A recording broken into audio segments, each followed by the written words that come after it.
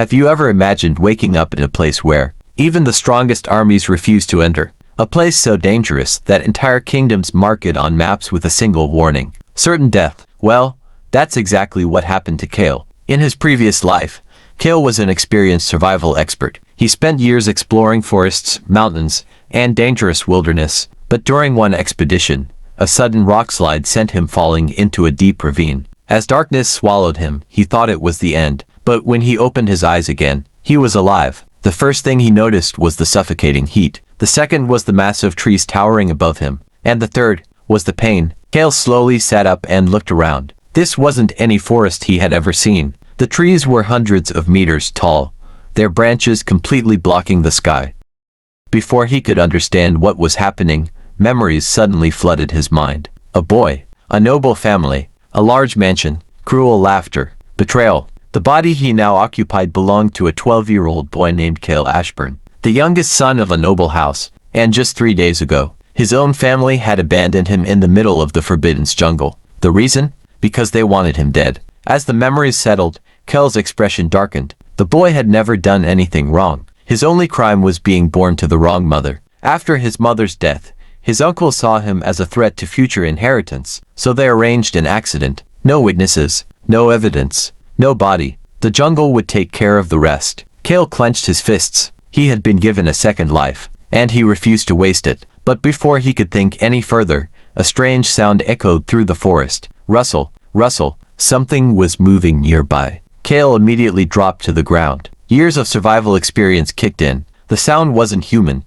It was too heavy, too deliberate. Slowly, he crawled toward a bush and peeked through the leaves. What he saw made his blood run cold. A wolf. At least, it looked like a wolf, but it was nearly the size of a horse. Black fur covered its massive body, and its glowing yellow eyes scanned the forest with a natural intelligence. The creature sniffed the air, then suddenly stopped. Its head turned directly toward Kale's hiding spot. For a moment, neither moved. Then the beast smiled, not like an animal, like a predator that had already chosen its prey. And in that moment, Kale realized something terrifying. Running was suicide. So instead, Kyle did something unexpected. He stayed still. Predators often react to panic. The moment prey runs, the chase begins. The wolf continued approaching. 10 meters, 8 meters, 6 meters. Then suddenly, roar! A deafening scream erupted somewhere deeper in the jungle. The entire forest shook. Birds exploded from the treetops. The giant wolf instantly froze. For the first time, fear appeared in its eyes. Whatever made that sound, even this monster feared it. Without hesitation, the wolf turned and disappeared into the forest. Only silence remained. Kale let out a breath he didn't realize he was holding. He had survived. Barely. But the terrifying realization soon followed. If that wolf was afraid, then what kind of monster had made that roar? Night was approaching. The jungle was becoming darker by the minute. Kale forced himself to move. Survival came first. Questions could wait. Using his experience from his previous life, he searched for a suitable location. Eventually, he found a large fallen tree resting between several boulders. Perfect. It provided cover from predators and protection from the wind.